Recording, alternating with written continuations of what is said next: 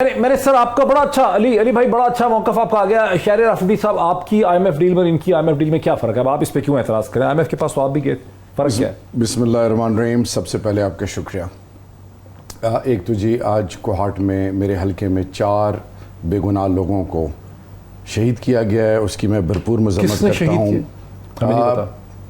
IG साहब और हमारे जो आरपीओ साहब हैं उनसे बात हुई है, उन्होंने मुझे वीडियो भेजी है जो कि उसमें अभी they are doing the needful, लेकिन वो ऐसे 4 कोहाट के और पाकिस्तान के ऐसे शहरी थे जो टैक्स पेयर्स थे, वो लोग थे जो पाकिस्तान से मोहब्बत करते थे और पाकिस्तान की तरक्की में उनके हमला किसने किया ये भी पता नहीं चल रहा। उस पर डिफरेंट राय आ रही हैं।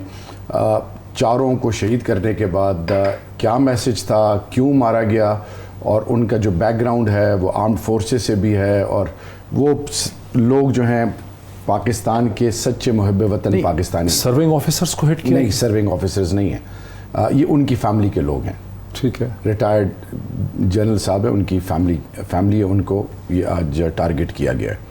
अब कोहाट में? जी, कोहाट में। और ये नहीं पता कि किसने किया? नहीं, अभी वो इन्वेस्टिगेशन हो रही है। उन्होंने सीसीटीवी कैमरा से तमाम फुटेजेस ले ली हैं। ठीक है। और मैं इन टच हूँ। सिर्फ इसलिए कह रहा हूँ कि जानो माल का तहफ़्फ़ुज़ रियासत की जिम्मेदारी है, लेकिन एक जो नई वेव चल पड़ी है KPK में, क्या इसका ताल्लुक उनसे है? वो जो कह रहे थे कि कुछ TTP या जो देखिए जी, इट्स टू अर्ली। इस टाइम मैं कुछ अपनी तरफ से इसलिए नहीं कर सकता जब तक मुझे कंसर्न की स्टेक होल्डर से कोई रेलेवेंट इंफॉर्मेशन नहीं शेयर होती। तो मैं सिर्फ इसलिए कंडेम कर रहा हूँ कि अब हमारी इखलाकी ज़िम्मेदारी है कि हम ना सिर्फ इससे प्रोविंशियल और फेडरल गवर्नमेंट से निकल के हमने पाकिस्तान की मफादात को सामने रख के जान माल का तहफ़्फ़ुज़।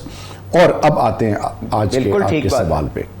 देखिए जी, कॉल फेल में तजाद।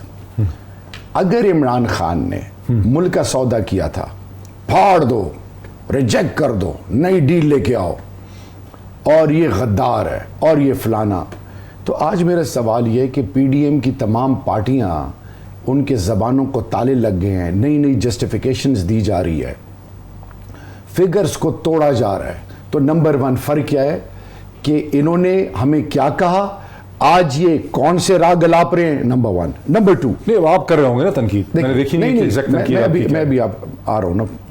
नंबर 1, सबसे इंपॉर्टेंट चीज़ ये है कि हमारी जो IMF से शुरू में 2018 जब हम कहते थे 2 हफ्तों के रिजर्व्स भी नहीं है हमारे पास, और जब IMF डील में शराइत आए और खान साहब के सामने रखे, असद उमर साहब ने आज भी उस पर बात की, और उस वक्त जो हालत थी इकॉनमी की, जो बारूदी सुरंगों की बात की है, इन्होंने अपनी तरफ से क्या कुछ नहीं किया इकॉनमी के साथ। मैं ज़्यादा डिटेल में नहीं जान रहा, आई एम नॉट इकोनॉमिस्ट।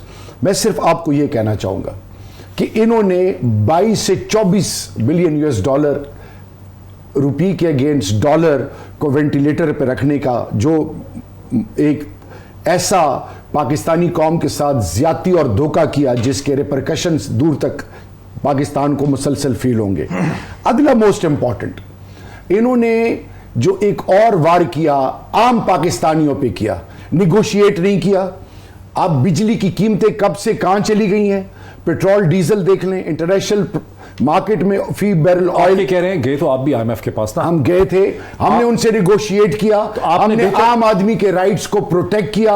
ये बिग विग्स को प्रोटेक्ट करने और आम आदमी से इनका कोई इनसे बेहतर नेगोशिएशन की अल्हम्दुलिल्लाह। अब आते हैं उसकी एविडेंस क्या है? उसकी एविडेंस सबसे इंपॉर्टेंट, IMF ने इनके तो फज फिगर्स देते थे ना। IMF, मूडीज को आप उठा लें, जो क्रेडिबल की स्टेक होल्डर्स हैं, वो क्या कहते रहे।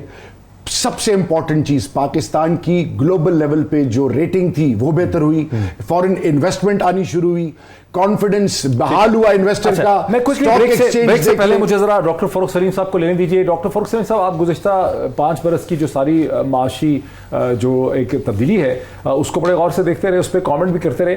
जो IMF डील तहरीक इंसाफ ने की थी उसमें, और जो IMF डील अब की है PML लेड गवर्नमेंट ने, इसमें कोई फ़र्क आपको नज़र आता?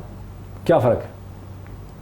डॉक्टर साहब, पहली बात तो ये है कि ये 23वां अरेंजमेंट है हमारा IMF के साथ। 1950 में हम उसके मेंबर बने थे, और ये 23 माफी चाहता हूँ।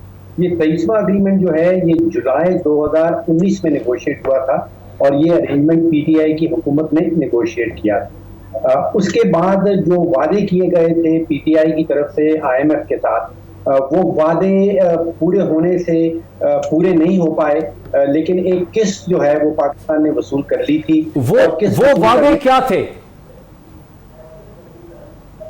देखिए, एक तो वादे किए थे जब डॉक्टर हफीज शेख साहब आए थे, बिजली के रेट बढ़ाने के वादे थे, इजाफी टैक्स पेट्रोल के ऊपर डालना था। उसके बाद उनकी छुट्टी कर दी गई और नए वजीर खजाना आ गए और आपको याद होगा कि उन्होंने कहा कि मेरे पास तो एक जादू की छड़ी है, मैं ये वादे जो पिछला वजीर करके गया है उनके ऊपर अमल दरामद नहीं करने चला। उसके नतीजे में ये आईएमएफ का प्रोग्राम जो है वो सस्पेंड हो गया था।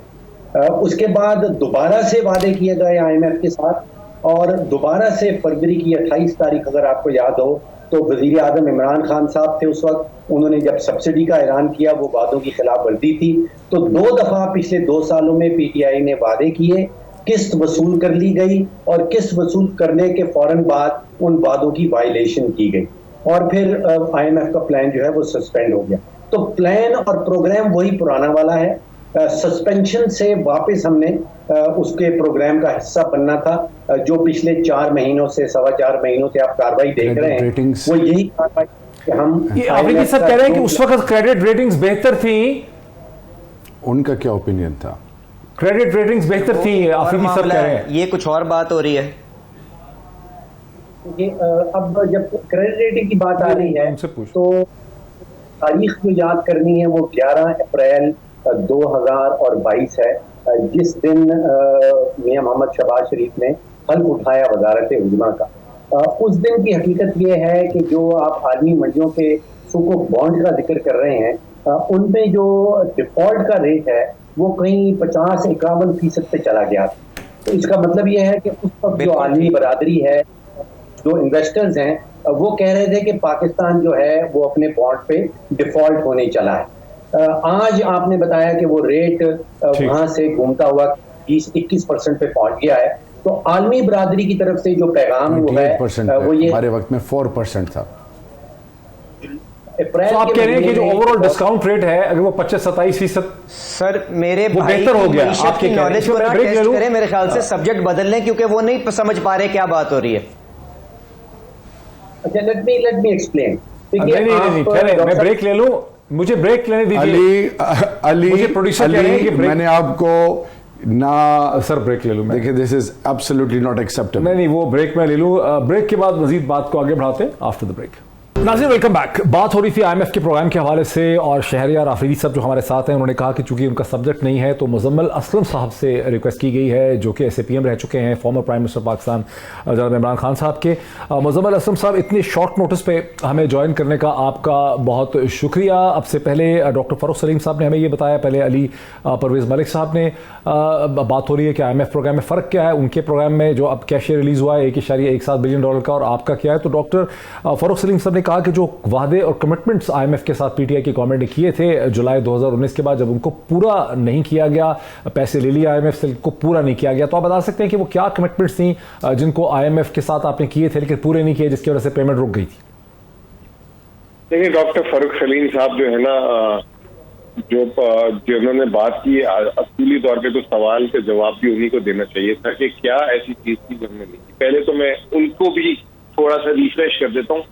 नहीं, उन्होंने कहा कि यूटिलिटीज की कीमतें बढ़ानी थी, बिजली की कीमतें बढ़ानी थी, गैस के नरक बढ़ाने थे, वो नहीं बढ़ाए।